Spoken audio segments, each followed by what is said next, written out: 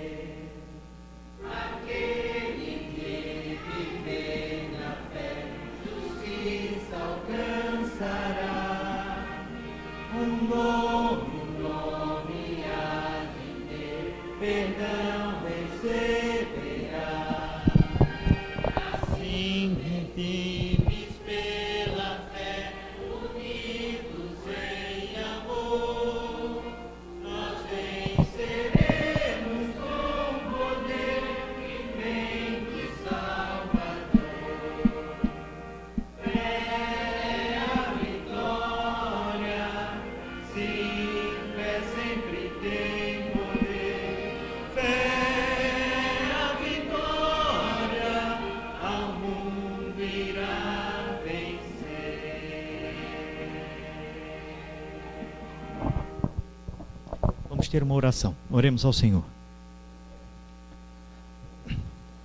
Obrigado, ó Pai, por estarmos em Tua casa de oração, Senhor. Te pedimos agora, ó Senhor, que estejas conosco e que o Teu Espírito possa falar em meu lugar, Senhor Deus. Ajuda-nos, ó Deus, a entender a Tua palavra e principalmente, Senhor, a praticá-la. Nós te agradecemos, em nome de Jesus te pedimos. Amém.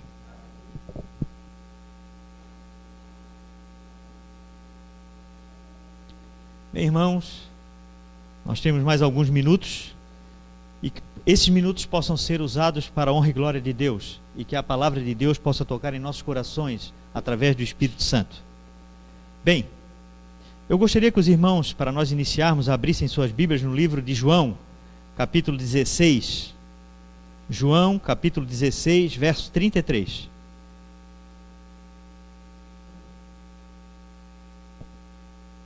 A palavra de Deus diz assim: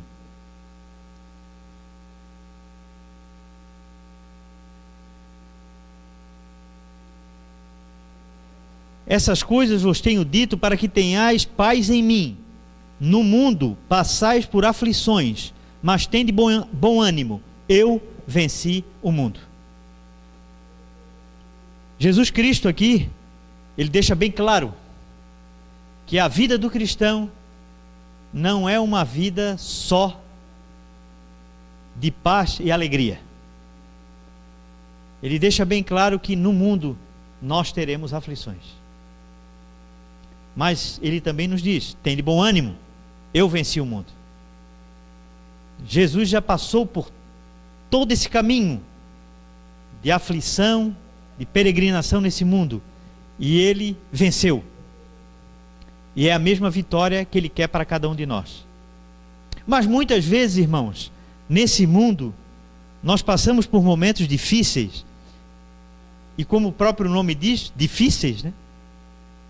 Nós, muitas vezes em nossas fraquezas, nós recuamos na nossa vida espiritual.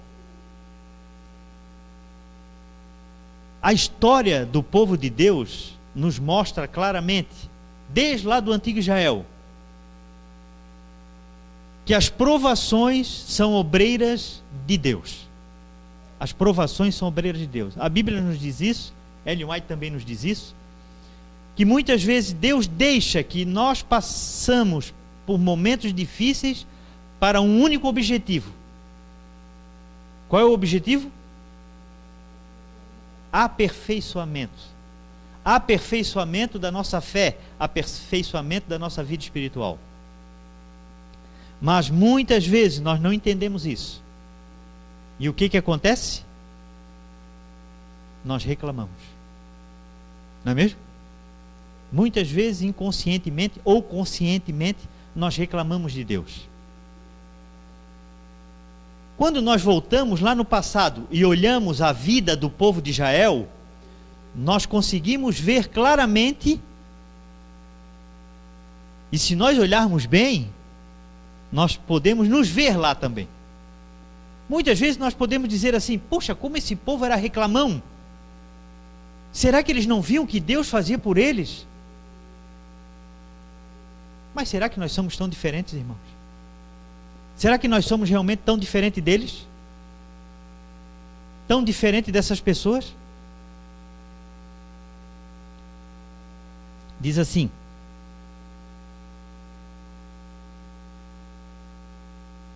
no virtual é a página 293, mas no livro, esse livro que eu tenho aqui, do Espírito de Profecia, é a página 205.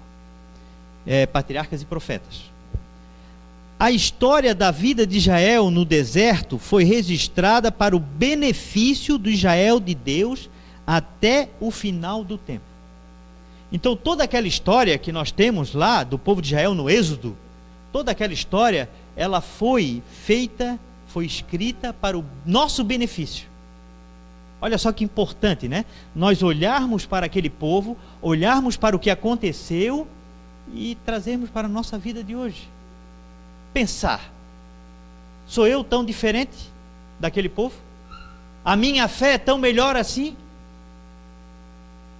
Olha a situação que eu vivo e olha a situação que eles viviam.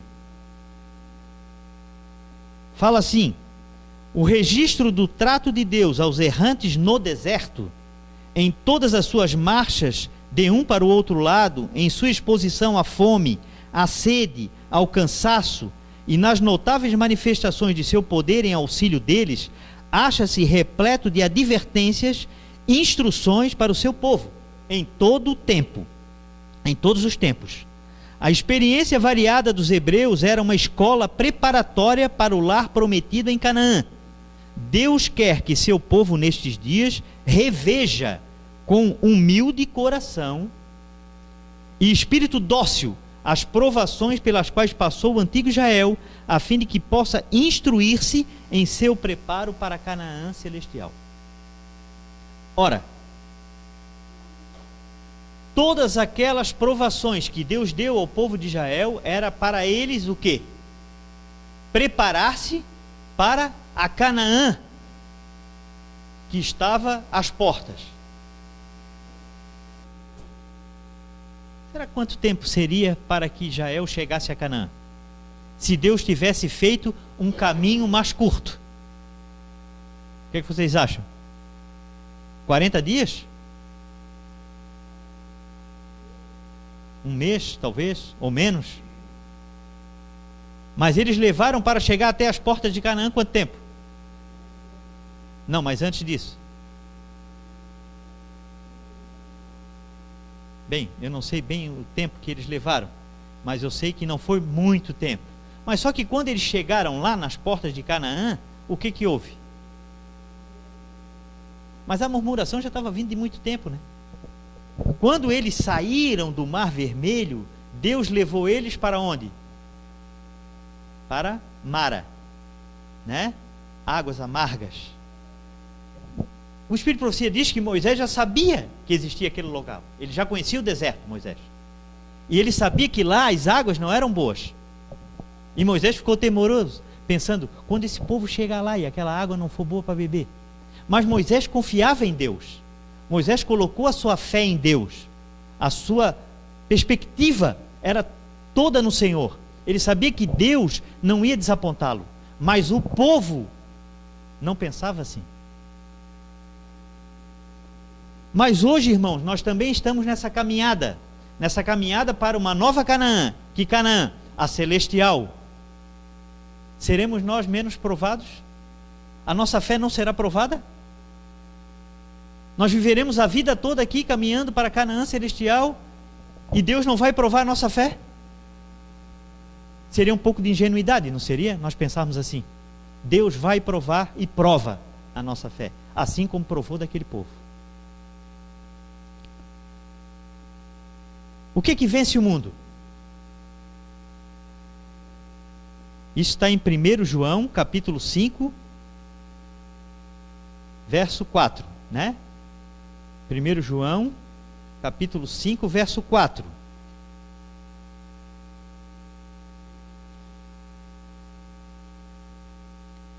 Filhinhos, vós sois de Deus e tendes vencido os falsos profetas, porque maior é aquele que está em vós do que aquele que está no mundo.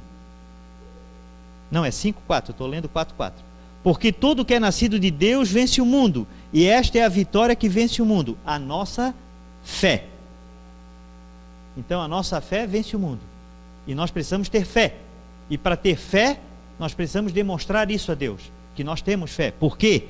Porque Hebreus diz, 11 capítulo 6, diz o quê? Que é impossível. É impossível o quê? É impossível, irmãos. Sem fé é impossível agradar a Deus.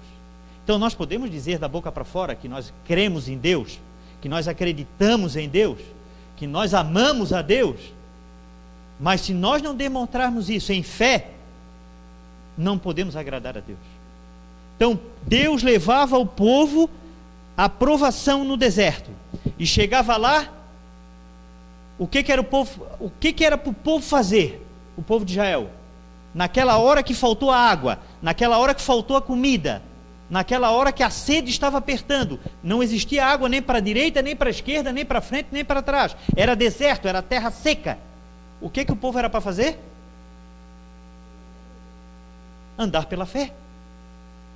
Era isso que Deus queria deles. Confie em mim agora. Mas o que o povo fazia? Murmurava. Por que nos tiraste da terra do Egito, onde nós comíamos nas panelas de carne e cebola e tempero, para nós morrermos aqui nesse deserto, sem água e sem comida, nós e nossos filhos?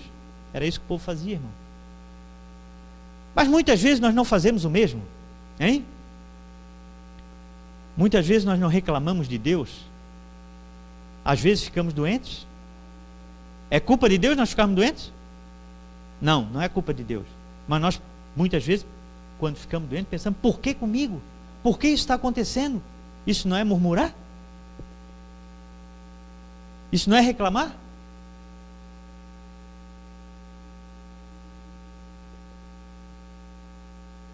Muitos consideram, diz Ellen White, que os israelitas daquele tempo, e admiram-se de sua incredulidade e murmuração, achando que se tivessem estado em lugar deles, não teriam sido tão ingratos.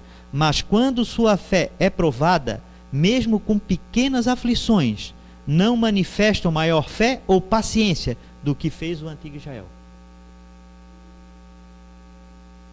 Muitas vezes, irmãos, nós, por causa de pequenas coisas ou grandes coisas que sejam, nós reclamamos e também não demonstramos fé, assim como eles não demonstraram. E sem fé é impossível agradar a Deus. Quando levados a situações angustiosas, murmuram contra o meio que Deus escolheu para os purificar. Posto que sejam supridas suas necessidades presentes, muitos não estão dispostos a confiar em Deus para o futuro e se acham em constante ansiedade e receosos de que a pobreza lhes sobrevenha e seus filhos venham a sofrer. Alguns estão sempre a ver antecipadamente o mal ou a aumentar as dificuldades que realmente existem, de modo que seus olhos ficam cegos às muitas bênçãos que lhes reclamam gratidão. Como nós falamos hoje na lição da escola sabatina, não é? Muitas vezes nós temos tantas bênçãos, mas a gente não vê as bênçãos, a gente só vê o lado ruim, a gente só vê as dificuldades.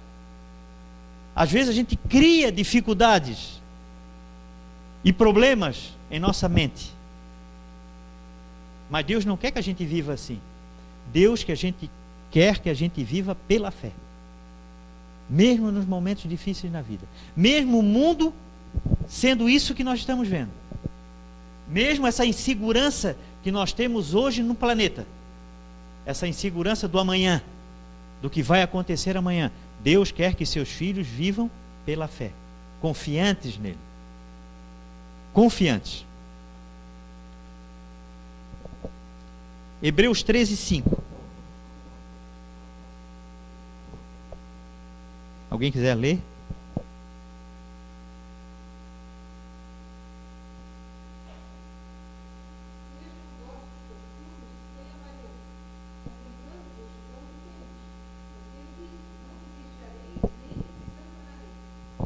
Então, se temos pouco, sejamos felizes com o pouco, porque o Senhor está conosco. Se temos muito, sejamos agradecidos pelo muito que temos, porque o Senhor está conosco. Essa deve ser a nossa mentalidade. Esse deve ser o nosso pensamento. Deus está conosco, é uma promessa dele. Ele está conosco, seja em qual situação estivermos.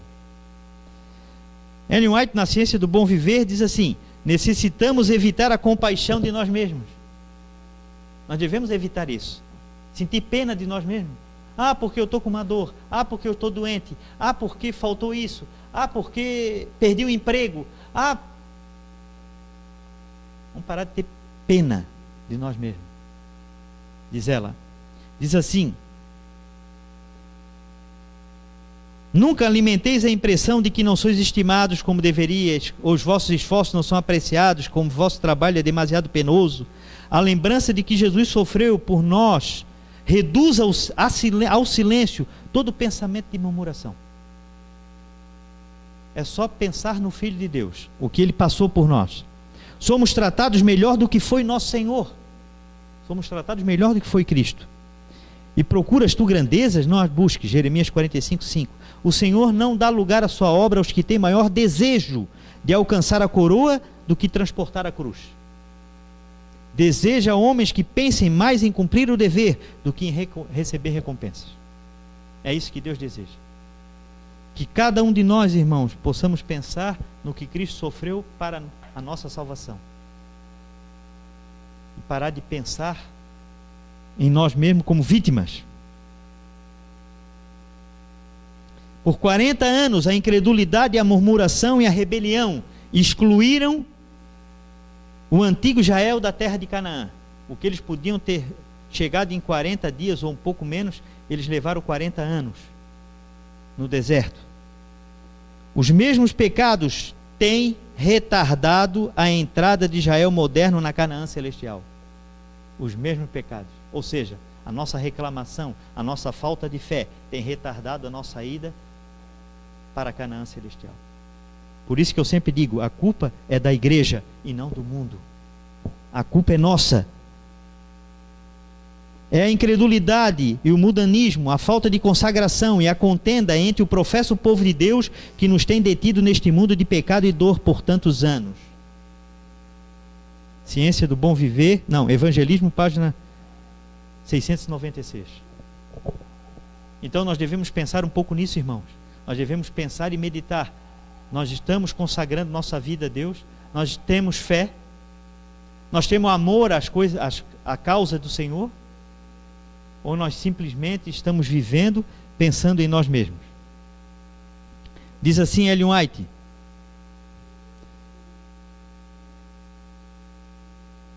os obstáculos que encontram, em vez de os levarem a buscar o auxílio de Deus, é a única fonte de força, separam-nos dele, porque despertam inquietação e descontentamento.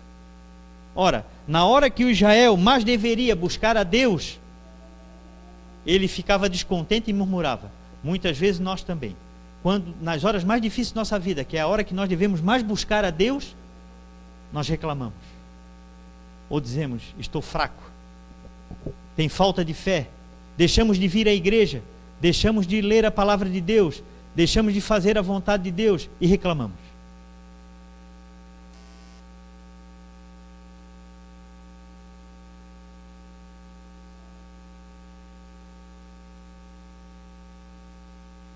Diz assim, que os discípulos passaram por esses momentos também. Quando Jesus morreu, principalmente, eles passaram por momentos difíceis. Mas qual era o pedido deles? Quando eles se uniram? Diz assim, os discípulos não pediam uma bênção para si mesmos, achavam-se cheios de preocupação por almas. O evangelho devia ser levado até os confins da terra, e eles reivindicavam a dotação de poder prometido por Cristo. Foi então que o Espírito Santo foi derramado, e milhares foram convertidos em um dia. Eles não estavam mais preocupados com eles mesmos. Se eles iam morrer, se eles iam ser presos, se eles iam ser torturados, se eles iam ficar longe da família. Eles não estavam preocupados com nada disso. A única preocupação que eles tinham era de salvar almas. E aí o Espírito Santo foi derramado. A descida do Espírito Santo sobre a igreja é olhada como estando no futuro. É, porém, o privilégio da igreja tê-la agora. O derramamento do Espírito Santo, nós temos o privilégio de ser derramado agora em nós. E o que diz? Buscai, orai por ela, crede nela. Precisamos tê-la e o céu espera concedê-la. O céu quer conceder o Espírito Santo a nós. Mas nós precisamos desejar isso, querer isso, pensar mais em salvar almas a Deus e menos em nós mesmos. Dizem que os anjos estão agora retendo os ventos da contenda, até que o mundo seja advertido de sua vindoura condenação. Uma tempestade, porém, está se preparando, preste a irromper sobre a terra. Uma tempestade está prestes a romper sobre a terra. Quando Deus ordenar a seus anjos que soltem os ventos, haverá tal cena de conflito que a pena não pode descrever. Se nós achamos, irmãos, que o que está acontecendo no mundo hoje é grave, espera Deus soltar os quatro ventos. E aí nós vamos ver o que é catástrofe. E esse tempo que nós temos agora, o que é? Um tempo de adiamento foi-nos graciosamente concedido por Deus. Todo o poder a nós emprestado pelo céu deve ser empregado em fazer a obra que nos foi designada pelo Senhor, em benefício de que estão a perecer na ignorância. O povo de Deus deve fazer poderosa intercessão junto a Ele, agora em busca de auxílio, e devemos por todas as nossas energias no esforço a proclamar a verdade. Todas as nossas energias devem estar agora para proclamar a verdade nesse tempo de adiamento que Deus está nos dando, tempo de graça. Brevemente, muito breve, irmãos, Deus vai mandar os anjos soltar os ventos da contenda e da guerra. E as coisas ficarão muito, mas muito, muito mais difíceis para nós provarmos a nossa fé. Hoje nós estamos num tempo de graça. Israel era, o que eles eram? Escravos. Eles não tinham a oportunidade de servir a Deus como deveria. Deus tirou eles da escravidão com milagres, com mão poderosa, trouxe eles para um deserto e agora eles só precisavam caminhar. Era só isso. Pão caía do céu, água saía da pedra. Uma nuvem de dia dava para eles sombra. À noite o fogo iluminava e trazia calor. O que eles queriam mais? Não é mesmo? Mas quando a fé deles era provada um pouquinho, eles murmuravam. Será que nós estamos sendo realmente provados a nossa fé, irmãos? Pensamos bem. A nossa fé está sendo provada hoje? Com o quê? Com pequenas coisas. Pequenas coisas. Pequenas, muito pequenas. Mas brevemente a palavra de Deus e a pena inspirada está nos dizendo que a nossa fé será realmente provada. Realmente. Se nós reclamamos hoje, se nós tememos hoje, se nós não confiamos em Deus hoje, com as pequenas coisas que somos provados, como poderemos estar de pé perante o Senhor quando esse tempo de graça se acabar? Quando os ventos forem realmente soltos, quando os anjos pararem de segurar, quando o diabo, quando Satanás cair com toda a sua ira sobre o povo de Deus, nós precisamos pensar e meditar nisso. Fazemos bem em ser assim duvidosos? Diz Ellen White. Por que deveríamos ser ingratos e desconfiados? Jesus é nosso amigo e todo o céu se interessa em nosso bem-estar, e nossa ansiedade e temor entristecem o Espírito Santo de Deus. Nossa ansiedade e temor entristecem o Espírito Santo. Porque quando nós tememos, quando nós temos medo do futuro, nós mostramos desconfiança, falta de confiança em Deus. Essa é a verdade.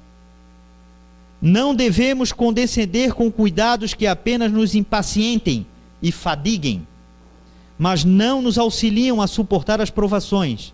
Nenhum lugar deve dar-se àquela desconfiança para com Deus, a qual nos leva a fazer-nos preparativos para futuras necessidades, a principal preocupação da vida, como se nossa felicidade consistisse nessas coisas terrestres.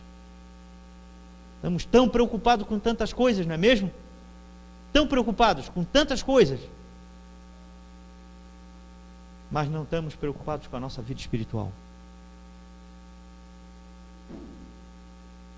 Não é vontade de Deus que seu povo se sobrecarregue de cuidados. Nosso Senhor, porém, não nos diz que não há perigos em nosso caminho. Não se propõe tirar seu povo do mundo, de pecado e mal, mas aponta-nos um refúgio que nunca falha. E Ele convida o cansado e o carregado de cuidados: vinde a mim, todos os que estáis cansados e sobrecarregados, e eu vos aliviarei.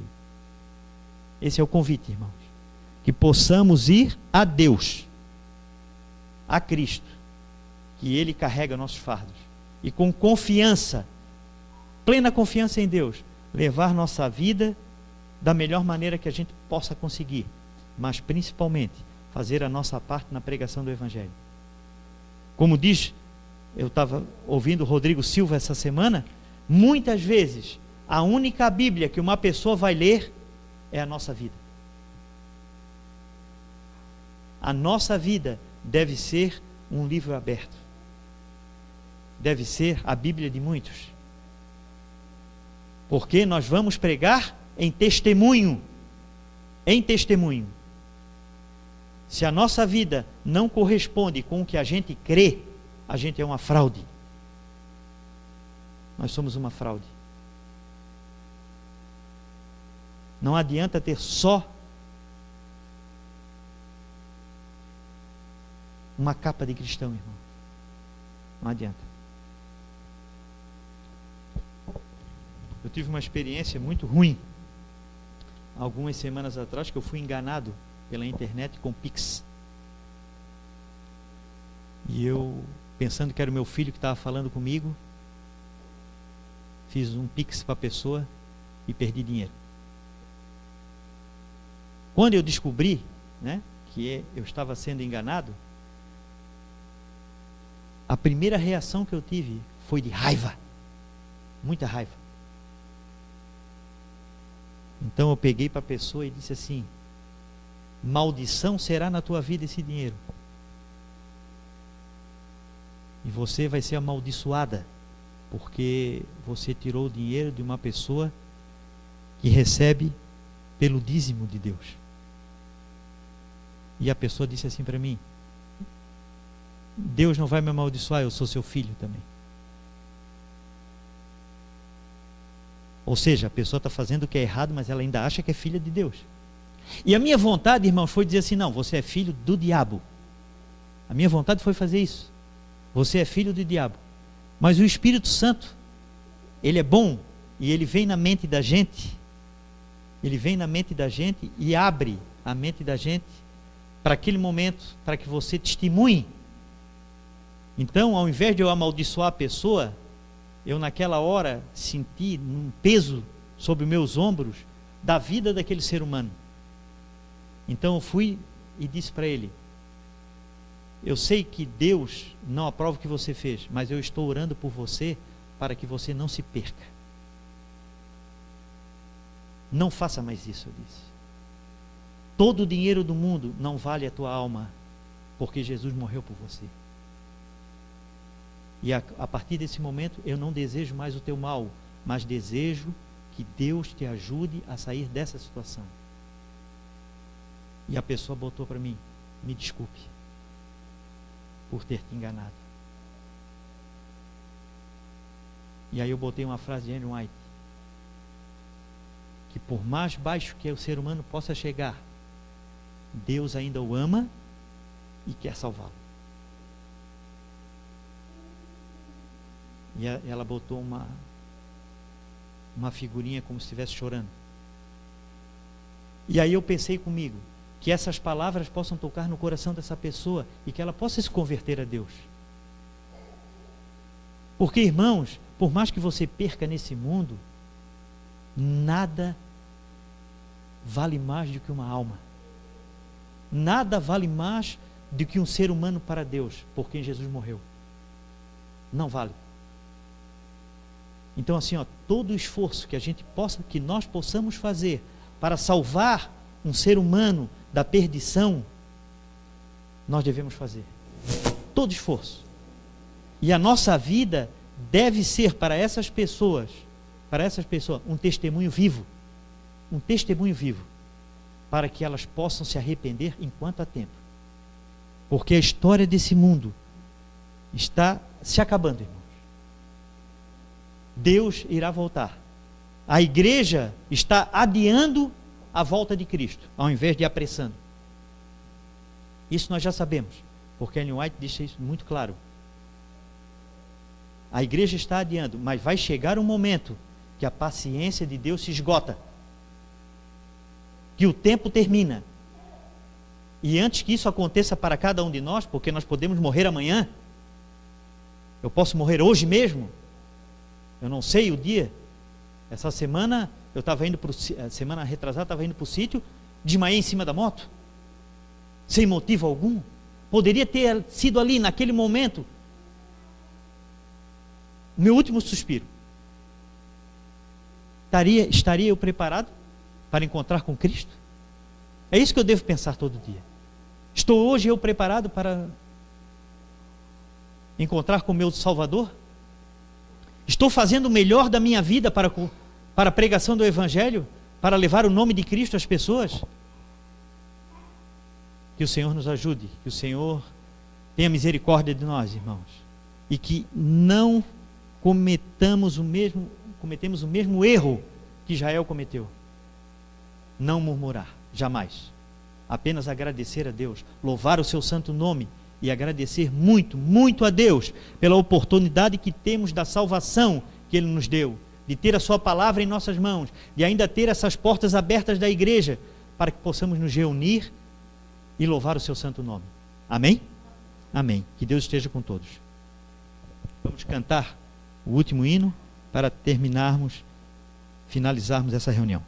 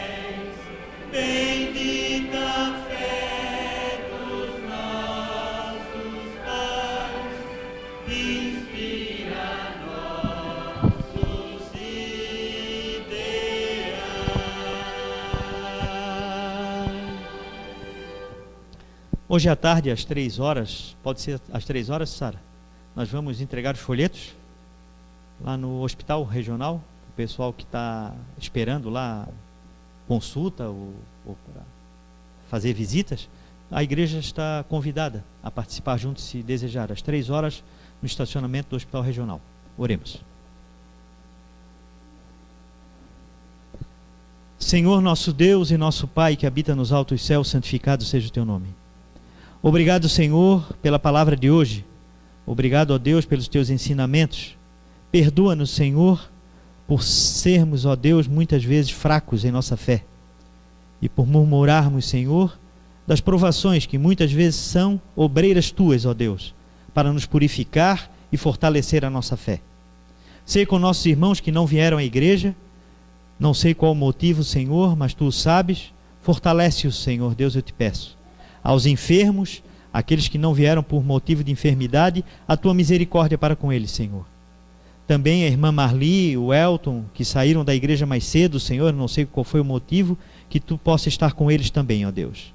Nós te agradecemos e pedimos a companhia dos teus anjos, um feliz sábado para todos os teus filhos na face da terra, e que possamos hoje, ao entregar os folhetos à tarde, Senhor, o teu Espírito Santo tocar os corações, aqueles que irão receber, e que eles possam também, Senhor, ser convertidos à tua verdade e aprender um pouco, Senhor, do teu amor e da tua misericórdia. Nós te agradecemos, em nome de Jesus te pedimos. Amém.